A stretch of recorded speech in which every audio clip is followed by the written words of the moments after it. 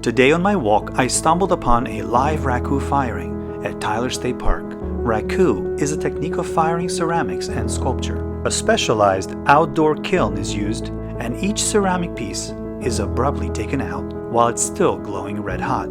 This shock in temperature makes the glaze crack. Once this has happened, the sculpture is placed in trash bins full of straw, sawdust, or newspaper. The heat of the clay instantly sets the flammable materials ablaze. After a minute or so, the trash can is covered tightly with a lid.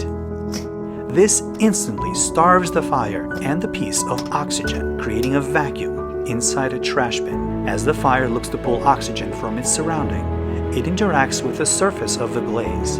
This phenomenon and the shock in temperature bring about unexpected and very unique patterns, colors, and textures that cannot be achieved under normal conditions of kiln firings. And then I remembered the parallel between art and life. If you're going through hard times today, remember that life's hardships and struggles, much like this Raku fire, have surprising results and ultimately bring about more character and beauty to your life.